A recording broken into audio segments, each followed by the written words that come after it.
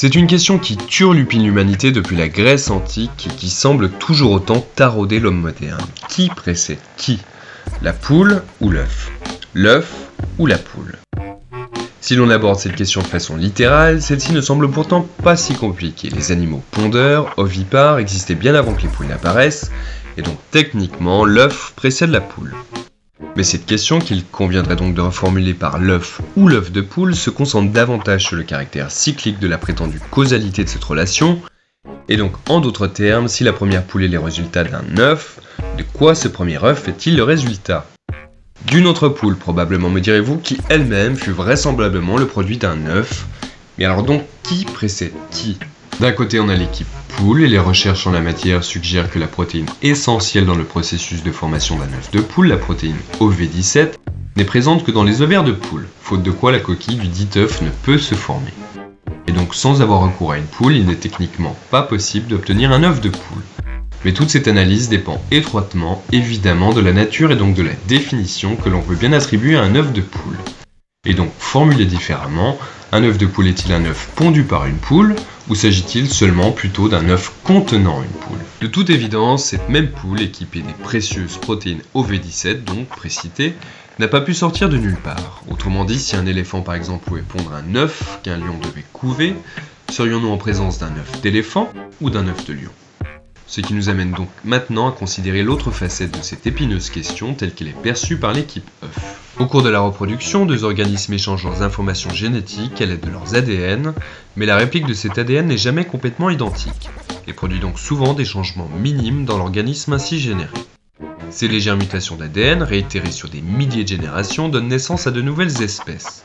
Toutefois, ces mutations génétiques doivent intervenir dans la zygote, la cellule mère, si l'on veut qu'une créature très similaire à notre poule, que l'on pourrait donc qualifier de protopoule, et puisse s'accoupler avec une autre protopoule, ou protopoulet si vous préférez, et que des suites d'une légère mutation génétique, il puisse avoir engendré le premier, pour ainsi dire, poulet, ou poule, s'étant lui-même développé dans un œuf de poule.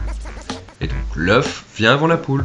C'est cool? L'équipe poule nous dirait cependant sûrement qu'il ne s'agissait en fait seulement que d'une poule ayant été conçue très certainement au sein d'un œuf de protopoule, tout simplement.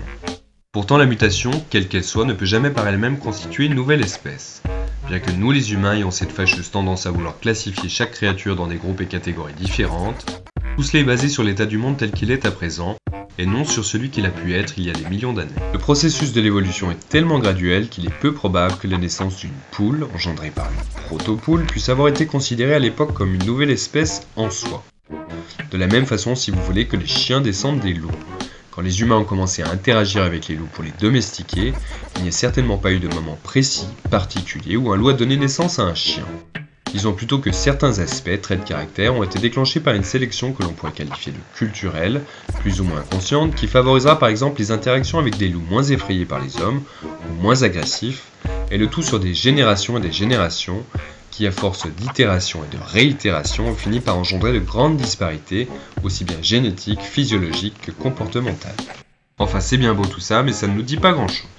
On se retrouve au bout du compte avec deux cas de figure, une proto-espèce pondeuse s'est mise peu à peu à générer des protopoules pondant des œufs de protopoules, des protozoeux, et dans l'un de ces protozoeux, donc, il y a dû avoir à un moment donné une mutation causant une légère modification, conférant à la nouvelle espèce en herbe un avantage évolutif lui permettant ainsi, in fine, de donner naissance à la première poule pondeuse d'œufs, de poule.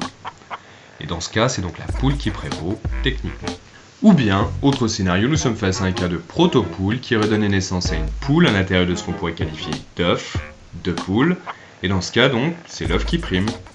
Ce qui nous ramène à la nomenclature et donc à la question de la définition qu'il conviendrait au préalable d'attribuer à un œuf de poule. Et ce qui constitue donc en définitive, et en raison de ce flou sémantique persistant, une question en somme assez absurde. Et il nous suffirait par conséquent de se mettre une bonne fois pour toutes d'accord sur le fait que, quelle que soit son origine, œuf de poule ou œuf de protopoule, donc, la première véritable poule est venue d'un œuf. Et l'œuf a donc précédé la poule. How do these words summarize for us the basic tragedy of the poem? Think back to an event in your own life which involved an important decision.